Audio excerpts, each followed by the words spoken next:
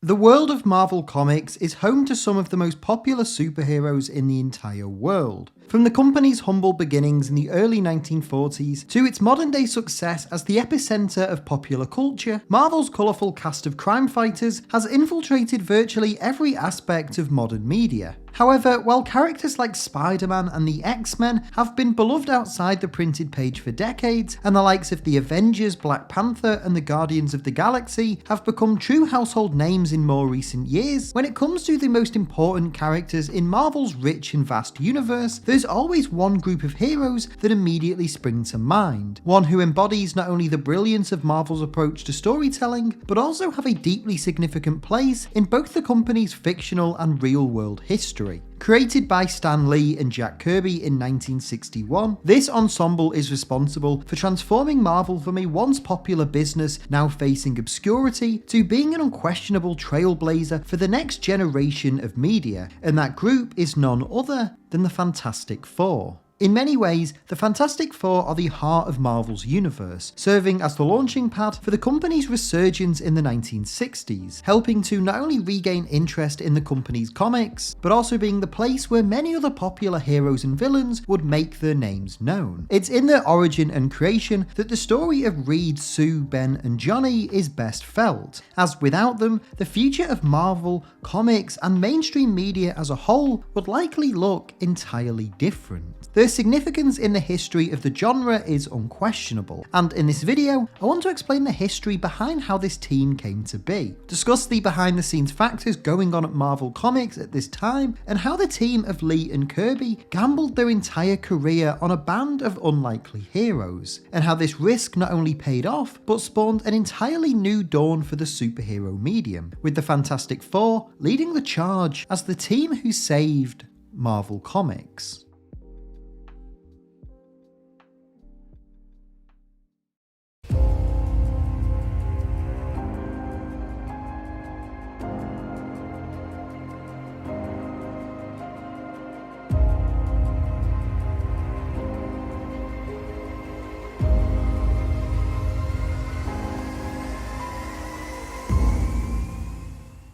Before we continue though, just a quick reminder to leave a like on this video if you enjoy it, and subscribe to Owen Likes Comics so you don't miss out on any future videos.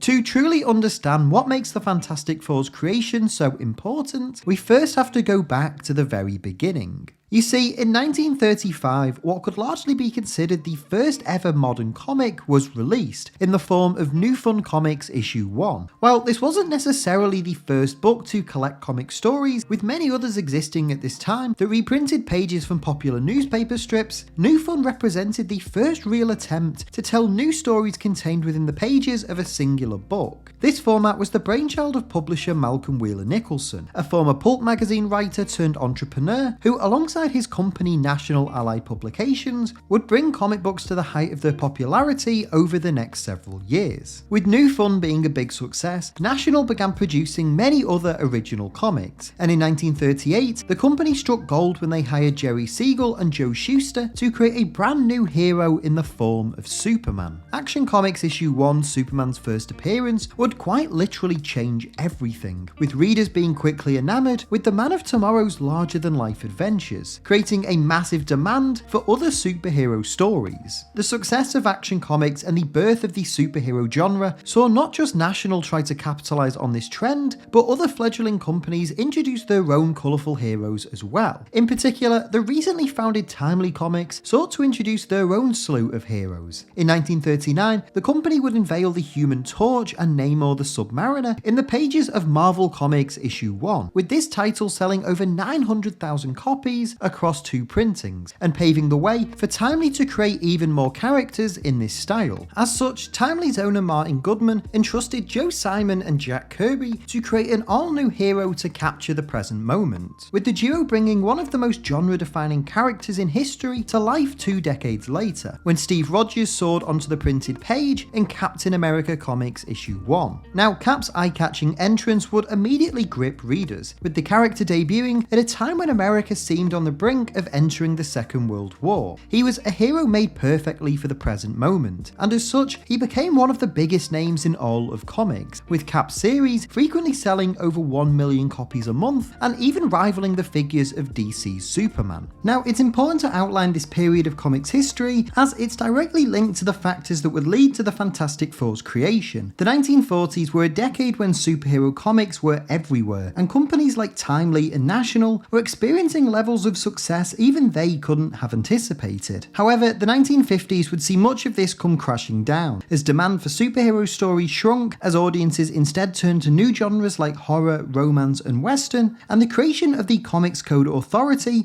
significantly hampered the types of stories that these publishers could tell. As a result, both National and Timely cancelled many of their superhero comics, with Timely, who had changed their name to Atlas, struggling to retain interest in their books and remain profitable. While their once adored crime fighters faded into history, Atlas's writers and artists found themselves being forced to chase trends, pumping out comics that were thinly veiled copies of whatever other companies had found success with. This was an especially tough pill to swallow for Stan Lee, who had worked at Atlas since 1940 and had risen through the ranks, becoming its most tenured writer. Consistently forced to tell stories he had little attachment to, in sole hope that one might just catch on with readers, Lee was growing increasingly jaded and disheartened with the industry, as Sean Howe would describe in his book Marvel Comics: The Untold Story. Stan Lee was pushing 40, watching the comic book industry, in which he'd toiled for over 2 decades, fade away. He'd once wanted to be a novelist, but it seemed unlikely that he'd be able to work big ideas into the monster, romance, and western comics that were still dribbling out from the vestiges of the company's mouth. Although Stan had always dreamed of being a novelist, it was superheroes that drew him into the world of comics, and despite a brief attempt to revive Captain America and Namor, it seemed like this era had now passed him by. This would begin to change though towards the end of the decade, when National, now known as DC Comics, began to bring back some of their cancelled superheroes, reintroducing The Flash in 1956 and Green Lantern in 1959. This resurgence saw DC's sales massively dwarf Marvel's. In 1960, for example, DC's highest selling book was selling over 800,000 copies a month, while Atlas's best paled in comparison with less than 200,000. It became clear that something drastic had to be done to turn Atlas's fortunes around, with Stan Lee preparing one last roll of the dice before calling it quits on his 20-year career. As fate would have it though, Atlas's owner Martin Goodman would return from a routine meeting with a brand new idea, setting Lee an exciting but unenviable task to bring superheroes back and take over the world.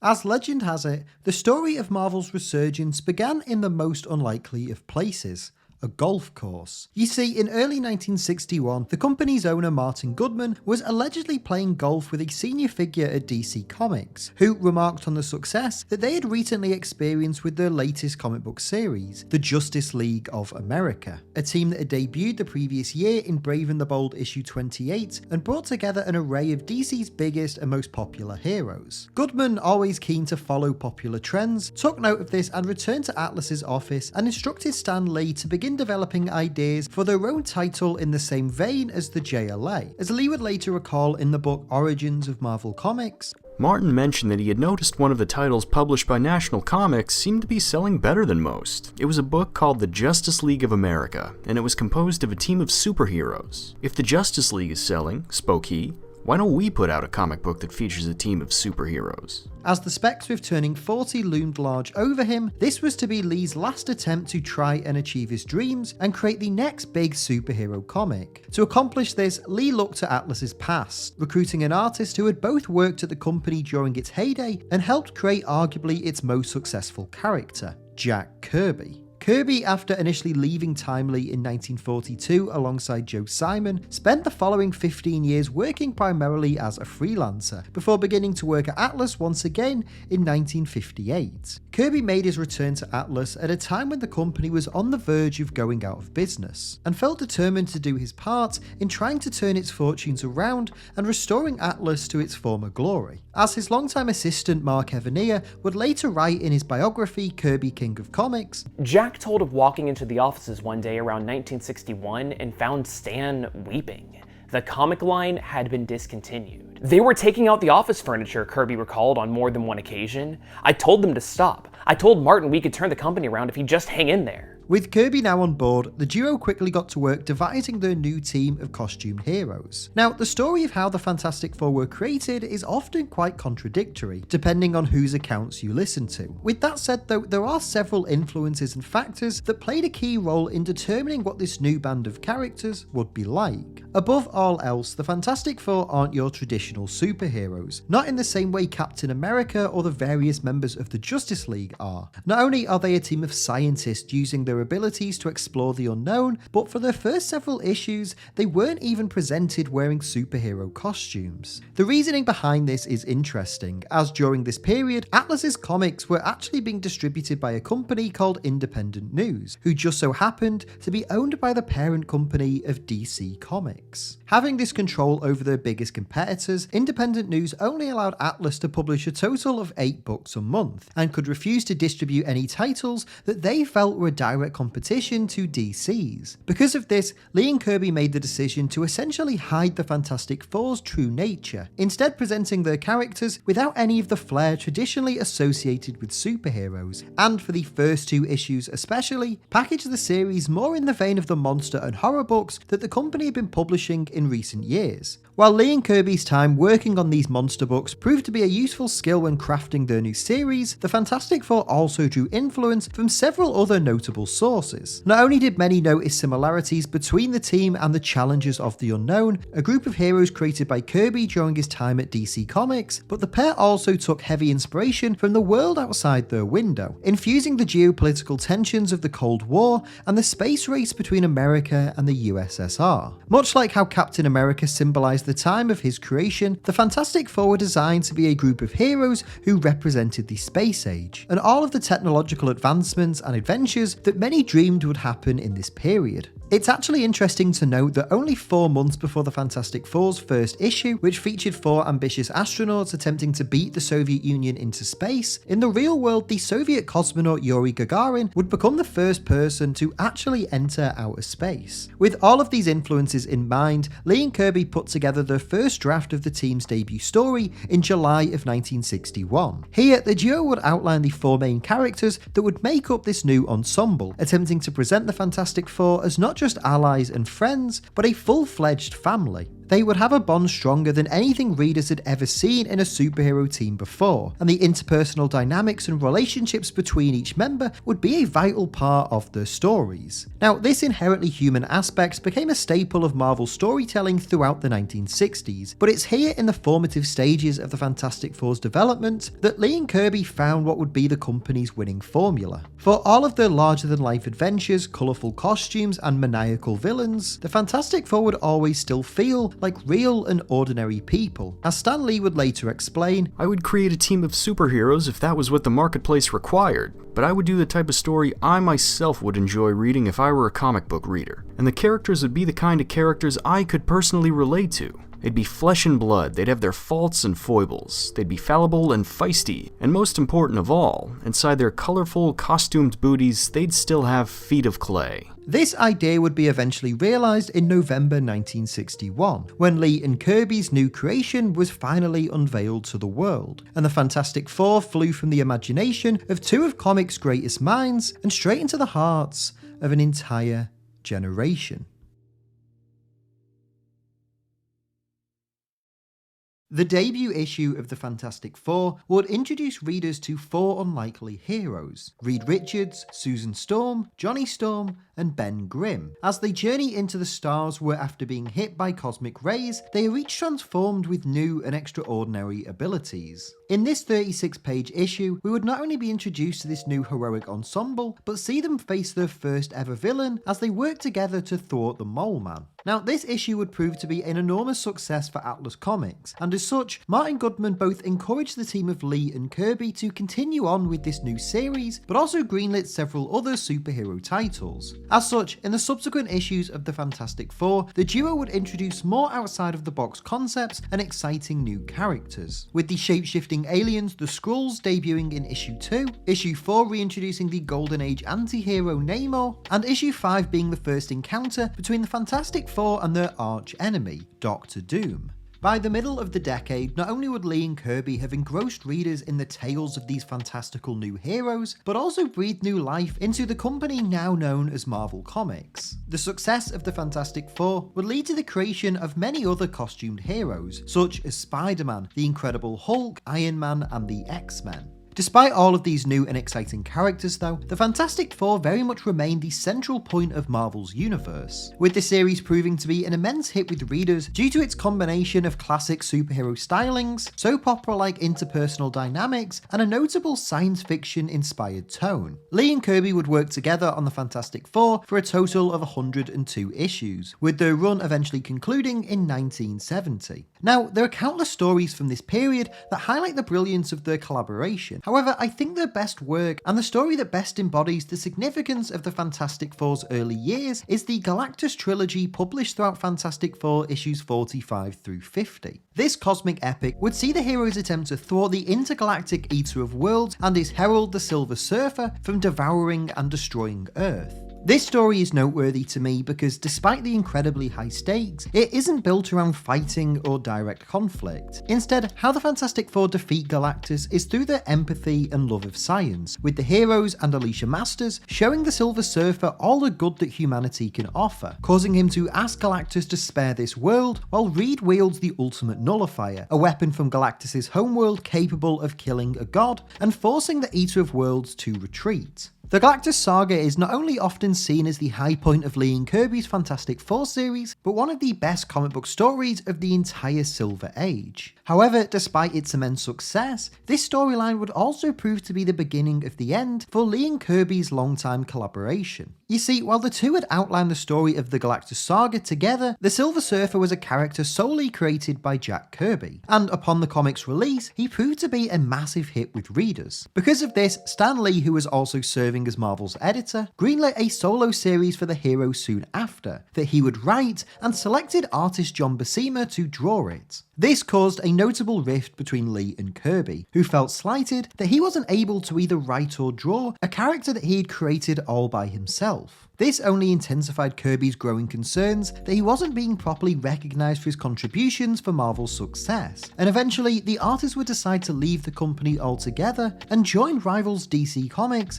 in 1971. The pair's final Fantastic Four story together would come in issue 102, which quite fittingly would see the team face off against both Namor, a symbol of Marvel's past and their Golden Age roots, and Magneto, the main antagonist of Lee and Kirby's X-Men series, and someone who would go on to be one of Marvel's most enduring villains. In many ways, this issue serves as the bridge between the past, present, and future of the Marvel Comics universe, as both Lee and Kirby began to move on to new endeavours, having achieved their dream of saving their beloved company, and with the Fantastic Four leading the charge, revolutionise the entire superhero genre.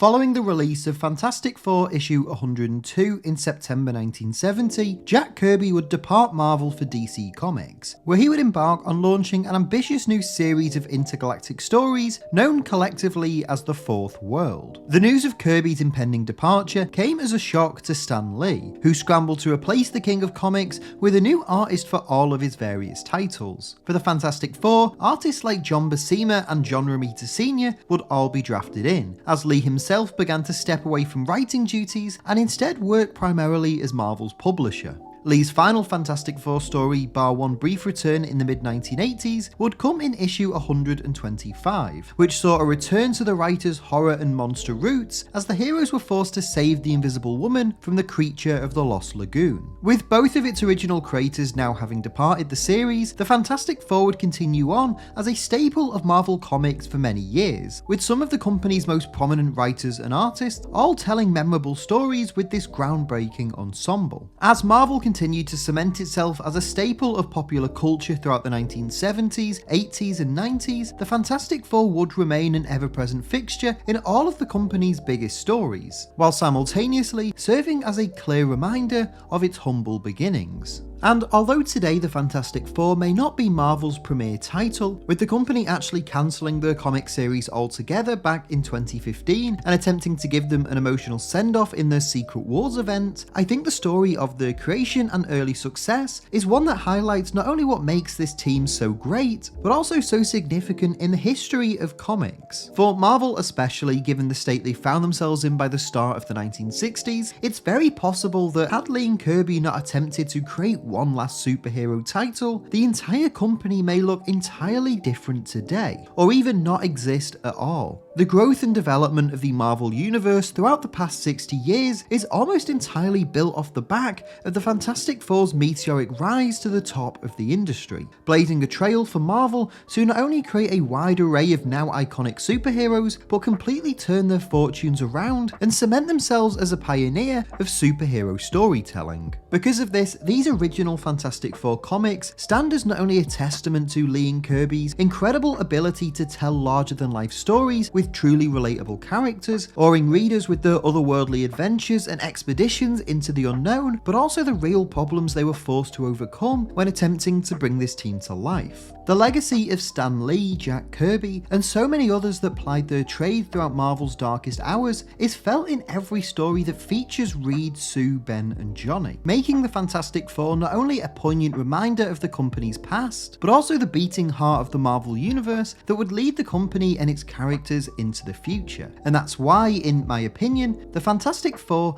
are not only one of the most important creations in the entire history of comics, but the team that, against all odds, managed to save Marvel.